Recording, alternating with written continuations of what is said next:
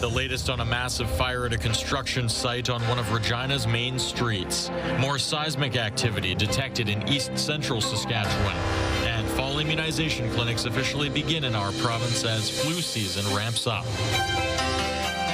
Live from our studios in Regina, this is CTV News. Good evening. Fire investigators are trying to determine what sparked a major fire last night that destroyed several properties on Victoria Avenue. As Wayne Mantika reports, the blaze began at a construction site before spreading to two neighboring homes. An orange glow could be seen in the Heritage neighborhood as firefighters battled an evening blaze on Victoria Avenue. People living on the block say they were advised to evacuate. My kids and dogs and I had to run out of the house. A guy just ran into our back door telling us to leave. And it was a huge inferno. The house was really hot. I don't know. We just stood over there and watched everything burn. The fire began at an 18-unit condo construction site, which was quickly engulfed by flames. Neighbors say the fire was intense. I walk outside on the deck and I look over there, and then there's just like this huge fire coming from the construction site. 40 firefighters and 9 trucks responded to the fire, which began around 9 p.m. The blaze began to threaten homes on either side of the construction site. It's already catching on to the other building. It's catching on to both of the buildings. One of them's completely destroyed on the side. It caught onto the one in the backyard. In addition to the partially completed condos, 2 houses were also lost to the fire, one on each side. Across the back lane, windows cracked from the heat and plastic panels melted on vehicles. This family's garage was also destroyed. Oh my goodness, the garage obviously is gone, but that's really it. So we're quite lucky, I think. Fire investigators are now at the scene, but police say it's too early to tell why the construction site caught on fire. Wayne Mantika, CTV News, Regina. A rollover shut down a portion of Regina's downtown this morning. It happened at the intersection of Saskatchewan Drive and Broad Street. Once on scene, police found a vehicle lying on its side in front of a nearby parkade. Police say the driver also collided with another vehicle before losing control and rolling theirs.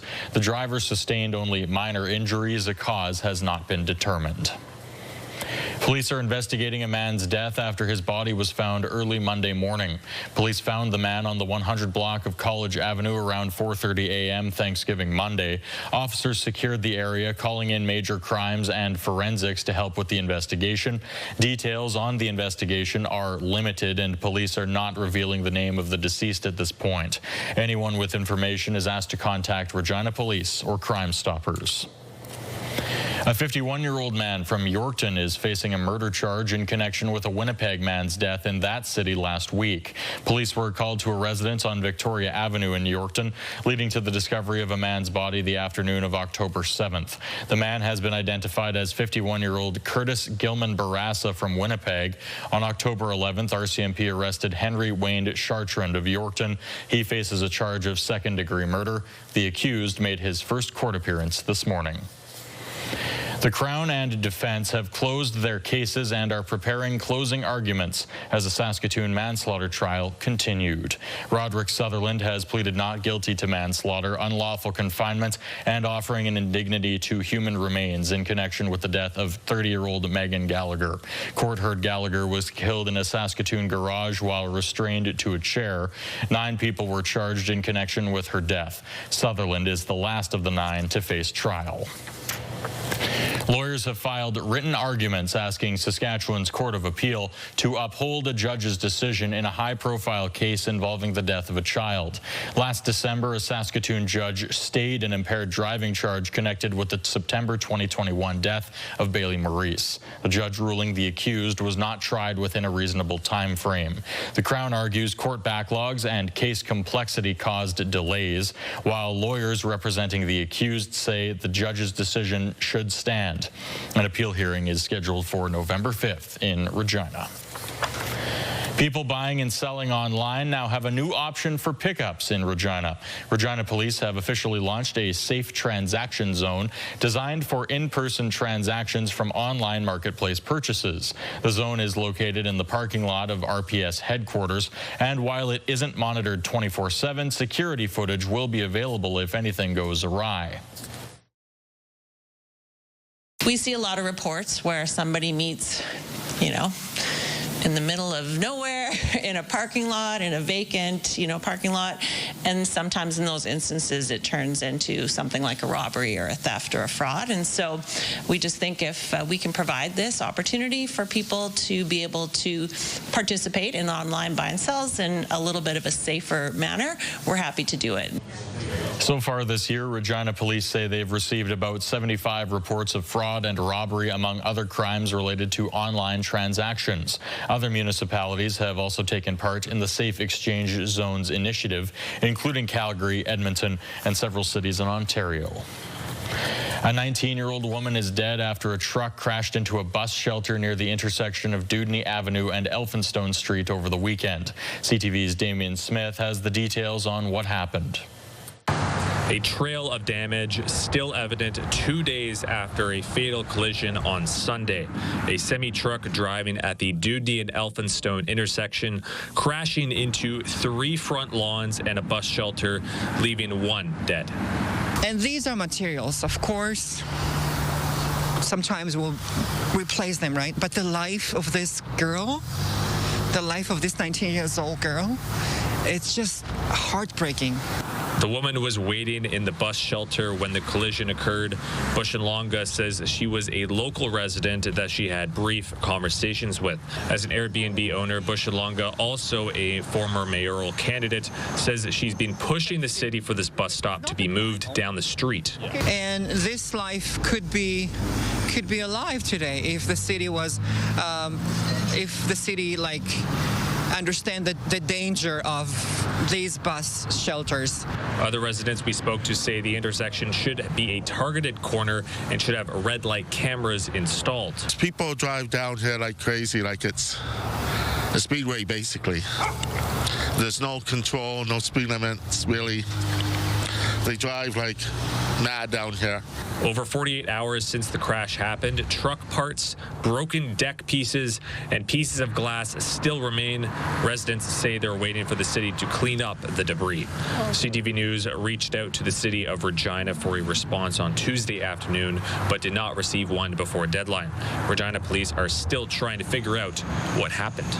They've gathered a ton of evidence. They're sifting through that evidence right now to determine if there is or will be charges. And so I anticipate we'll have more news in the coming days in regards to that investigation. The identities of the victim and the driver have not been released at this time. Damien Smith, CTV News, Regina. Another earthquake was felt in the Esterhazy region for the second time in less than 3 months. According to Natural Resources Canada, a magnitude 3.7 quake occurred 18 kilometers northeast of Esterhazy Sunday night at around 11 o'clock due to what they call a suspected mining event. Mosaic, which runs a potash mine in the area, says the epicenter was north of their K3 mine workings. All employees were accounted for and safety checks were conducted. Power outages in the area over the weekend were connected to the snowstorm and not any seismic activity. And it was a snowy Thanksgiving across much of southern Saskatchewan. While most of the precipitation fell as rain around late Sunday morning, it flipped over into sleet and snow. According to Environment and Climate Change Canada, Hudson Bay received the most moisture with about 46.4 millimeters of rain and melted snow, while Wynyard had 45.4.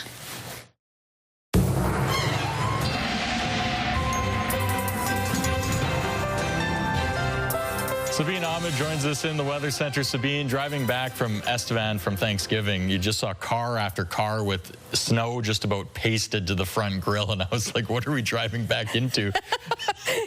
You had no idea what you were entering. We got a little bit, but nothing like what Regina and other areas of the province saw. And we were talking about this earlier too. I saw cars today still seeing some of that snow plastered up on some of the windows because the temperatures have been a little cooler than what the average is. And we do have some precipitation in store for us this week as well. Nothing like what we saw over the weekend, although time will give it some time, and we'll see more of that arrive a little later on, probably in November, hopefully. But in terms of what we saw come through today, not a whole lot, as you can see on the radar satellite. Mostly cloudy conditions for a lot of Saskatchewan. Temperatures, though, also cooler than what that average is. Currently, we're all in the single digits, quite cool in the southwest. Our east end Cyprus sitting at 1 degree right now. Now, the average is about 12, 13 degrees. Here in Regina, we only warmed up to about 8 degrees. But again, the good news is we didn't have any of that cooler precipitation come through. That will change, and I'll have the details in your forecast. Cole? All right, thanks, Sabine. Well, healthcare employees say they're missing money on their paychecks, and they want the province to step in with emergency funding as a result. Keenan Sorokan has the details on the latest complaints plaguing hospital IT software. The IT system for Saskatchewan hospitals is once again causing headaches, this time for healthcare workers in Swift Current. Patients in hospitals, residents in care facilities, and home care clients are not getting the care they need and deserve because AIMS is not scheduling enough staff. AIMS, the Administrative Information Management System, has been plagued with issues since launching in November of 2022. It was paused after issues with staff scheduling and payroll and has since been phased in a number of areas. One of those phase-ins was for the Cyprus Regional Hospital in Swift Current last month, and those issues are back again. You've worked your full 2 weeks of time, and your paycheck comes in at $73, which is what we've heard from one member. That's unacceptable. SEIU West, which represents some of the affected employees, wants the province to roll out emergency funding rather than have employees worry about paying bills because the nearly 100 union grievances filed so far are taking too long. And while they wait, schedules and pay stubs are incomplete or incorrect. If I am getting paid 3 days from now and I don't get my pay, I don't have that kind of time to wait for a grievance process to fix this. The SHA says almost 7,000 employees are using the full scope of AIMS, and work is ongoing to resolve scheduling and payroll issues as they arise. A report from the provincial auditor last year forecasted AIMS to cost $250 million when fully implemented, about $36 million less than it cost to build the Jim Pattison Children's Hospital. Zunti wonders what's next as the AIMS rollout continues. Their plan is to roll out AIMS in the former Saskatoon Health Region, the largest in the province, the home of facilities and programs that the entire province depends on. Keenan Sorokan, CTV News, Saskatoon. Meanwhile, Saskatchewan's NDP opposition is accusing the Saskatchewan Health Authority of misdirecting patients between 2 closed rural emergency rooms over the weekend. The NDP says the ER at the hospital in the town of Kipling was closed during parts of the long weekend. They say a notice on the hospital door redirected those seeking emergency medical care to the ER in the town of Arcola, which was also closed. The NDP used an example of someone in the town of Kennedy needing emergency medical care a short drive away from Kipling. You drive 24 kilometers to your closest hospital, which is in Kipling. You show up at the hospital, you see a simple note on the door that directs you to go another 54 kilometers to Arcola, Saskatchewan. And then when you get to Arcola, Saskatchewan, there's another note on another closed ER door that directs you to go a further 100 kilometers to either Weyburn or Estevan. In a statement, the SHA said it acknowledges concerns from its communities about how ER disruptions are reported and is reviewing its current processes to better serve rural and remote patients. Saskatchewan's chief medical health officer was among those rolling up their sleeves today, encouraging residents to get their shots for COVID and the flu. Jacob Carr has more on the fall vaccination rollout as temperatures begin to dip. Do you want them both in one arm, or would you like one in each arm? One in each arm? Dr. Saqib Shahab practicing what he preaches, receiving both the influenza and COVID-19 vaccines as part of the Saskatchewan Health Authority's fall immunization campaign. Despite being over 5 years removed from the outset of the COVID-19 pandemic, the SHA says it is still key to keep up with COVID vaccinations. So it's important, all the previous vaccines we received, all the immunity we built up because of COVID disease in the past, but it's great to actually receive that booster dose with the latest subvariant in it. Dr. Ibrahim Khan from Indigenous Services Canada also receiving his vaccinations, saying the influenza virus can spread very quickly, especially for Indigenous people with chronic conditions living in overcrowded housing. For this particular flu season, we urge everybody to share tradition and not flu. And I think it's just not the individual protection. If you get a flu vaccine, you not only protect yourself, you protect your family, and you protect your community. Shahab echoes that the importance of the flu and COVID vaccines are amplified when it comes to the most vulnerable of Saskatchewan's population. People 65 years and older have the highest rates of hospitalization from respiratory illness-related complications compared to the general adult population. To help create a stronger immune response, enhanced influenza vaccine is available for all residents 65 years of age and older. According to the SHA, as of Tuesday morning, over 11,500 vaccination appointments have been booked across the province. Jacob Carr, CTV News, Regina.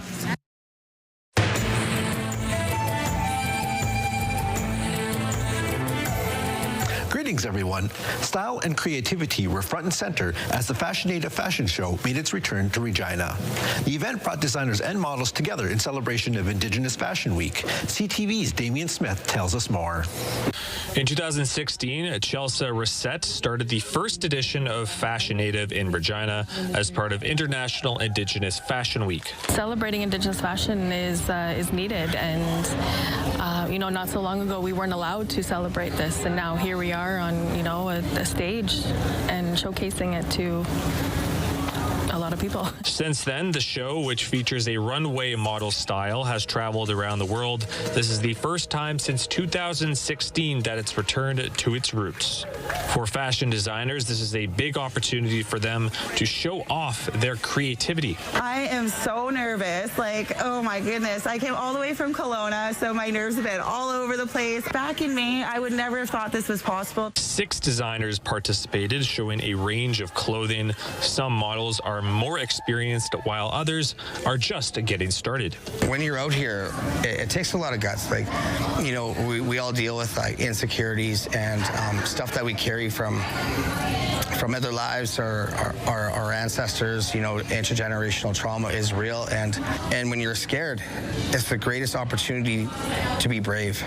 Reset understands the industry from both sides. She started as a model herself, but realized that she prefers to work behind the scenes, and that's how Fashionative was born. Reset has loved seeing other models transform from the makeup room to the stage. When we do rehearsals or when we do trainings, just seeing them being shy and quiet and then coming on stage and just blooming. Fashionative plans to come back to Regina again next year to provide more opportunities for Indigenous designers, models, and more to showcase their talents on the runway. Damian Smith, CTV News, Regina.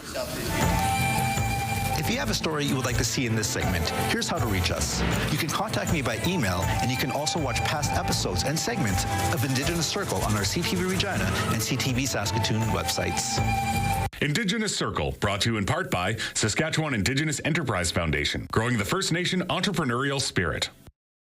Still ahead, China's ambassador pledging agri-food tariffs will end if Canada drops its tariffs on Chinese EVs. And the ceasefire in Gaza continues, but questions remain. Your morning just got a little brighter. Start your day with CTV Your Morning, and you could win $20,000. For your chance to win, watch CTV Your Morning Saskatchewan, weekday mornings 6 to 9.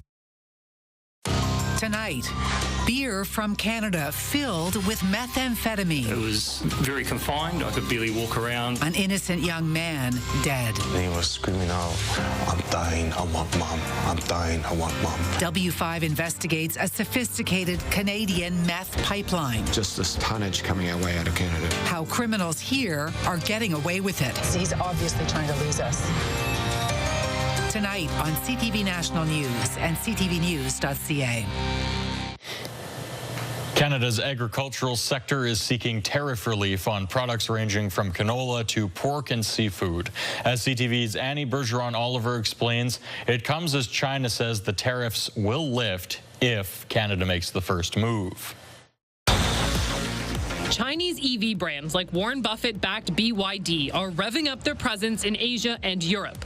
But steep tariffs have the vehicles locked out of North American markets. There's no damn way we should drop tariffs on China, I'll tell you that. Absolutely not. But that's not how all the premiers feel. The premiers of Manitoba and Saskatchewan want Ottawa to scrap its 100% tariff on Chinese electric vehicles, now that China is pledging to lift its punishing tariffs on Canadian pork and canola in exchange. When we're talking $2 a bushel off the price of canola just since the tariff announcement, that's quite a big hit to our bottom line. But while farmers are feeling the financial hit now, experts in the Canadian auto sector fear a bleaker future if cheaper Chinese-made cars start flowing in. We cannot allow it to happen. These are subsidized vehicles, and they would attempt to take market share from Canadian North American manufacturers without agreeing to trade on a level playing field. The federal government has said it's reviewing its EV tariffs, a move that will likely come up later this week when the Foreign Affairs Minister meets with her counterparts in China. Annie Bergeron-Oliver, CTV News, Ottawa. The ceasefire in Gaza is holding, but there is uncertainty over what happens next. U.S. President Donald Trump says the focus now is providing food and medicine while taking steps to rebuild. As for the 20 living hostages released in Israel yesterday, they now face a long road to recovery. CTV's Heather Wright reports. An emotional and painful homecoming as the remains of 4 deceased hostages arrive at the Forensic Institute for Identification in Tel Aviv. Learning we're only getting 4 of them was a big kick in the stomach. Rotem Cooper's father, Amiram, was 85 years old when he was kidnapped from Kibbutz Nir Oz on October 7th. He was killed in captivity. His body is still in Gaza. Families were aware that all 28 deceased hostages would not be returned yesterday, but they hoped they would be able to give more proper burials. It's very clear that Hamas is playing games, that Hamas is not really cooperating, is not really in good faith. Hamas has said it will take time to find all the bodies as they aren't sure where they are all located. Late tonight, Israel announced Hamas would release more remains. Their identities not yet known. In response to the delay, Israel said today it will delay the reopening of the Rafah border crossing into Gaza and reduce the amount of aid allowed in. By how much and for how long is not clear. In Gaza City, bulldozers cleared piles of rubble today, a first step in allowing people to return. But with limited equipment and an estimated 84% of the enclave destroyed, according to the UN, it will be a lengthy process. We don't have enough equipment, enough loaders or bulldozers to carry out this work. As Gaza begins to rebuild, questions remain about the durability of this ceasefire and the future of the enclave where Hamas has been trying to reassert itself in recent days. This video, reportedly taken in Gaza City, shows Hamas fighters rounding up several men in a circle and shooting them. The bottom line is this really a peace deal, or is this only a hostage release deal plus a temporary ceasefire? It's still unclear, but I'm fearful that it's more the latter than the former. Today, the United Nations put a price tag on how much it will cost to rebuild the enclave, $70 billion, with at least $20 billion needed over the next 3 years. Heather Wright, CTV News, Tel Aviv. Canada Post mail delivery resumes today, with workers returning to the job as the union moves from a nationwide strike to rotating walkouts. The strike began September 25th, the second in less than a year after the federal government announced plans to restructure Canada Post, which is on track to lose $1.5 billion this year. The restructuring includes ending door-to-door delivery. A beluga trainer fired from Marineland earlier this year is speaking out. Christy Burgess says the closed park's crumbling infrastructure and lack of resources have created dangerous conditions for its remaining belugas, and they should be removed immediately. Burgess says the paint on the pool walls is peeling and concrete chunks are falling into the water. Burgess is speaking out after Marineland threatened to euthanize its 30 belugas if it does not receive emergency funding from Ottawa. That threat came after the federal government denied a request to move the whales to an aquarium in China. At least 16 people have been killed in a fire at a clothing factory in Bangladesh.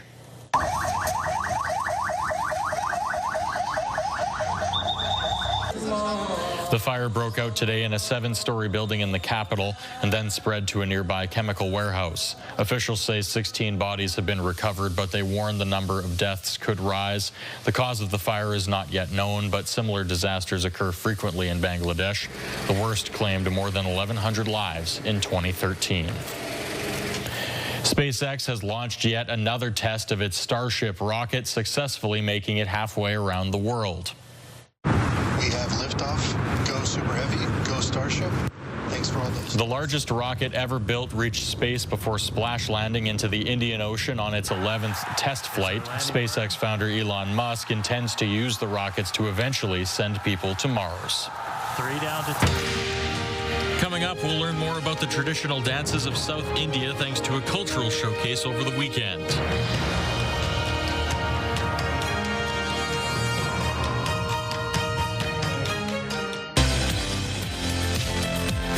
The Heart and Stroke Foundation is celebrating a cardiologist. Wednesday on Your Morning Saskatchewan, learn about the work of Dr. Lori West and why she is being celebrated this month.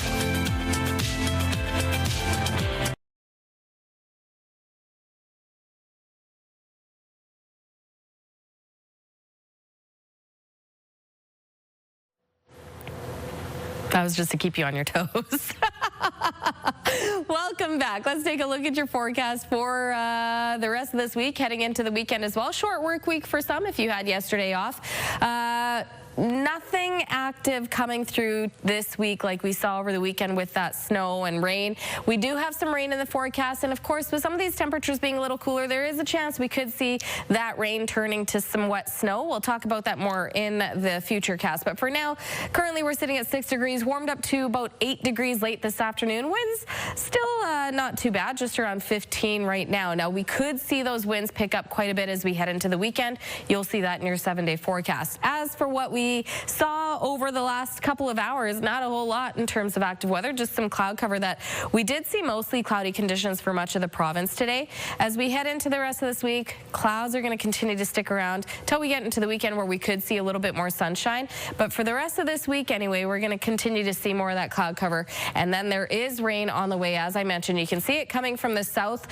For most of Wednesday, we'll see mostly cloudy conditions for most of eastern Saskatchewan, but then you can see that rain making its way from the south by Wednesday evening, most of it sticking to the southeast. Estevan could get quite a bit of rain in that area. Assiniboia could see some scattered precipitation along with Swift Current, Maple Creek as well. Regina could maybe see a little bit of scattered precipitation, but as of right now, it doesn't look like we're going to see that rain come through until we get into Thursday. So most of that rain sticking through the area mostly overnight Wednesday into Thursday morning. You can see a little bit of that rain sticking around Thursday morning in the Estevan area, but then we'll see it clear out, and then the rain returns Friday morning. You can see again sticking to the southeast, primarily into the Estevan and Yorkton area Friday morning. Now, for most of Regina, Saskatoon, Swift Current, when you're not expecting to see too much, but Saskatoon actually could see some mixed precipitation come through Friday afternoon as well. These temperatures are still above, well, not above seasonal, above zero, around seasonal for tomorrow for parts like La Ronge, La Loche, and Lloydminster. In 11 degrees for La Loche, Lloydminster, 12 for La Ronge. 9 for Prince Albert. Tonight, cooler than average, -3 for Prince Albert and Lloydminster, and -4 for Saskatoon. Warming to 10 degrees tomorrow, mainly sunny. Mostly cloudy for Yorkton at 10 degrees tomorrow. 11 for North Battleford. And the southwest also continuing to see cloudy conditions tonight, with those clouds mostly sticking around tomorrow. 11 for Maple Creek, 11 for Swift Current, and cloudy, and 12 for Moose Jaw. The southeast, same story. Nothing but clouds tomorrow. 12 for Weyburn and Estevan. 11 for Assiniboia, and for Regina, cooling down to about 3 tonight, with a mix of, well, not mix, mostly, we'll see mostly clear conditions, a little bit of the clouds rolling through, and then tomorrow warming up to 9 degrees, winds up to 20, and cloudy tomorrow as well. Now, I want to mention the wind, because if you are spending time outdoors this weekend, it's something to keep in mind, because the winds are picking up, and it looks like it's going to stay some very high wind speeds heading into next week as well. Again, tomorrow, 9 and cloudy, 10 and cloudy for Thursday. Could see some scattered precipitation tomorrow, very light chance. Thursday, also a slight chance later in the afternoon. We could see some precipitation.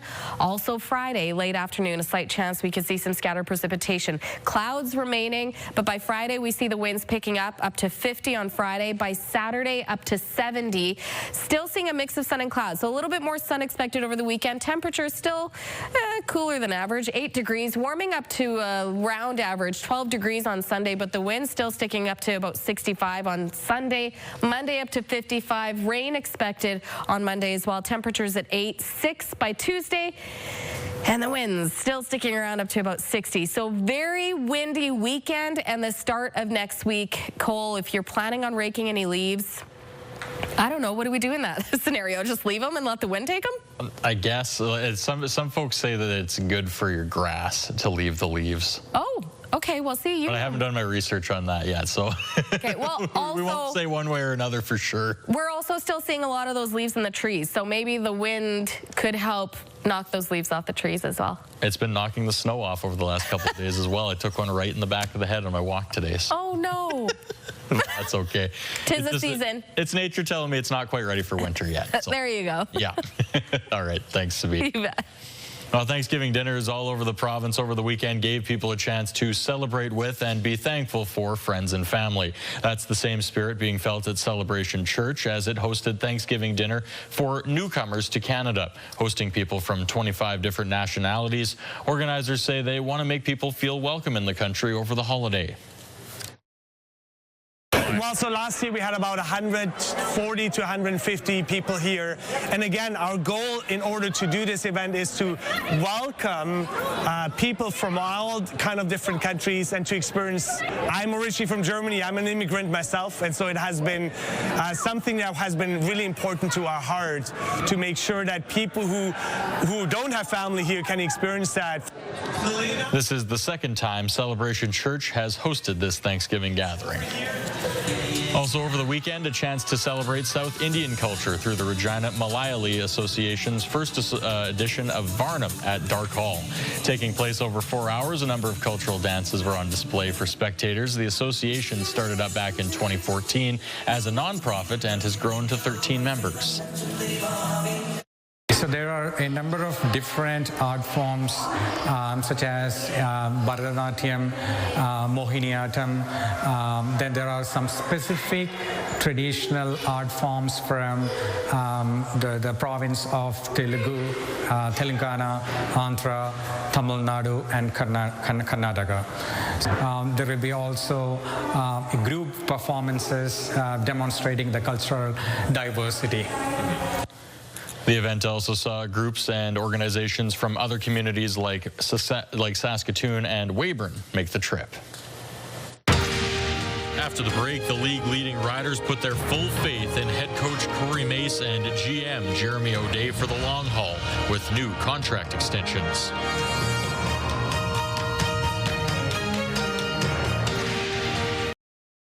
Wardrobe consideration in part by Colin O'Brien Men's Shop. The Saskatchewan Roughriders are putting their full backing behind the leadership of head coach Corey Mace and GM Jeremy O'Day. As Donovan Mace reports, a timely contract extension comes after the team clinched first place in the West in Mace's second season as head coach. Just days after clinching first place in the West and earning the right to host the division final for the first time in 6 years, General Manager Jeremy O'Day and head coach Corey Mace rewarded with 2-year contract extensions. We're trying to achieve home playoff games and put ourselves in positions to win Grey Cup. So certainly excited to continue to do that. But come to work and represent this organization and this fan base, the historic meaning of what that S means to this league and obviously this province. It's dream come true kind of stuff, man, and don't take it lightly at all. Now, should O'Day remain at the helm of the football operations side of the team for the duration of this contract, he will enter his 3rd decade with the green and white, spending the past 7 as general manager. Got to experience it when things are tough. You obviously you find out a lot of things about yourself when you go through challenging times and about people, and it just motivates you to do better. O'Day hiring Mace ahead of the 2024 season, and together the team has already amounted 21 wins, just 12 losses, and a tie, along with 2 West Final appearances in as many seasons. Ultimately, it just comes down to the decision, and it was a quick conversation. I'll put it like that. So. I couldn't be more excited to be somewhere, so I'm lucky to have the best job in the league. Bringing a renewed winning culture back to Saskatchewan, which hasn't won a Grey Cup in more than a decade. The leadership they've shown has, and the culture change that's sort of happened here, and the success that they've seen, and I think stability and continuity in pro sports is really, really important. And now attached at the hip, both the Day and Mace's contracts are set to expire at the end of the 2028 season. Donovan May, CTV News, Regina. The Prairie Football Conference playoffs are set, and both Saskatchewan teams will host a semifinal on Sunday. And here's Mosher, hands it off to Ashman. Ashman bounces it out left side. Look out. He's at the 20, 15, 10, 5. Is he in? Yeah, they're calling the touchdown. Giving him the touchdown. The first place Regina Thunder will host the Edmonton Huskies. Thunder beat them twice this season, including a 57-7 win at Leibel Field. They're also coming off a game where the team set a CJFL record with 632 yards rushing. Up in Saskatoon, the Hilltops will host the Winnipeg Rifles. Each team won a game against each other this season, although the Hilltops handled them easily at home, 42-15. That game is scheduled for 1 p.m. Sunday at SMF Field. Every WHL team in Saskatchewan has a winning record except the Regina Pats. Kamloops, Herbert at the blue line. Watched by Caden Brown. Herbert, Lafreniere, shoots, scores! And Kamloops comes on Monday, Tommy Lafreniere's 4th on the season on the power play in overtime was the game winner as Kamloops beat the Pats 4-3. They're now 1-5-1 on the year. Young Pats star Maddox Schultz had an assist. He's now got 4 assists in his last 4 games. Tomorrow, the Blazers head to Moose Jaw to take on the Warriors. Coming up, police are looking for your help in solving a brazen theft at a business in Regina's East End.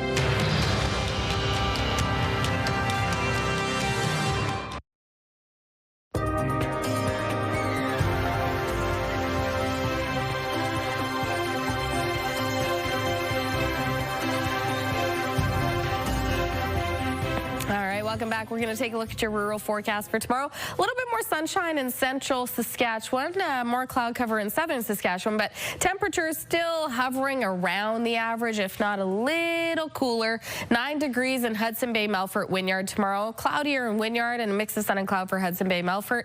10 degrees for Spiritwood, Watrous with sunny conditions. 12 for Outlook.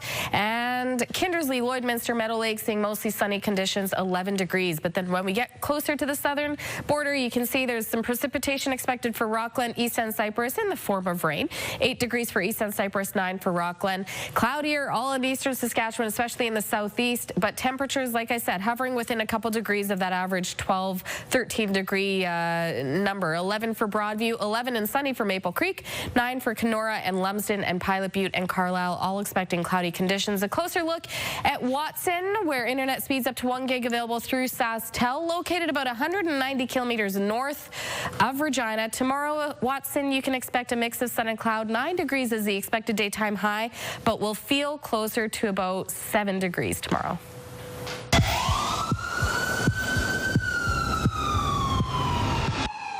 The incident happened on September the 21st at around 4 o'clock in the late afternoon on the 2000 block of Prince of Wales Drive. 4 men entered a business and managed to steal thousands of dollars worth of product. All of the suspects were men between 5 foot 10 inches to 6 feet tall and were heavy set.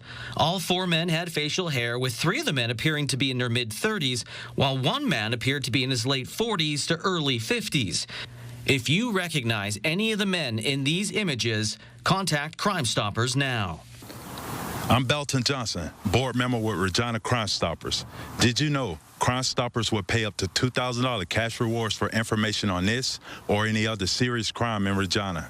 Callers do not have to identify themselves. Calls are not traced or recorded. In Regina, Saskatchewan, and Canada, call Crime Stoppers at 1-800-222-TIPS. That's 1-800-222-8477. You can also access our website at www.reginacrimestoppers.ca.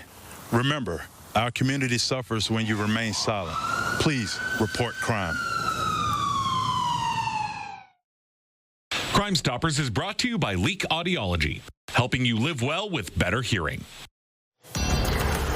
All right, time now to take a look at your markets. The TSX was up about 500 points to 30,353. The Dow Jones up about 200 points to 46,270. Moving on to the Canadian dollar, that was down a little bit today to 71.21 cents U.S. As for commodities, gold was up $32.67 to $4,142.94 per ounce. West Texas Intermediate crude was down about 80 cents a barrel to $58.27. Western Canadian Select crude also on a bit of a downward trend at $2.59 a barrel, down to $47.77. Gas prices in Regina staying steady tonight. Most common you'll find is 1.309.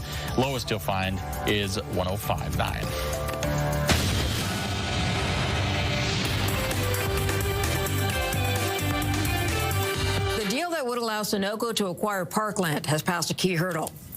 The $9 billion U.S. agreement would allow Sunoco, an American fuel distributor, to take over Parkland, a retailer and refiner based in Alberta. It has passed a review under the Investment of Canada Act, which weighs the benefit of foreign ownership in a Canadian company. Canadian Tire says a recent data breach put customer information at risk. It affects shoppers with an e-commerce account with Canadian Tire, Sports Check, Marks, or Party City. Names, addresses, emails, even encrypted passwords may have been accessed. New U.S. duties on Canadian kitchen cabinets and upholstered furniture are now in effect. The rate is 25%. Canadian lumber is also being targeted by the U.S. with a new 10% duty, and duties are expected to go up in January. Those are your business headlines. I'm Marella Fernandez.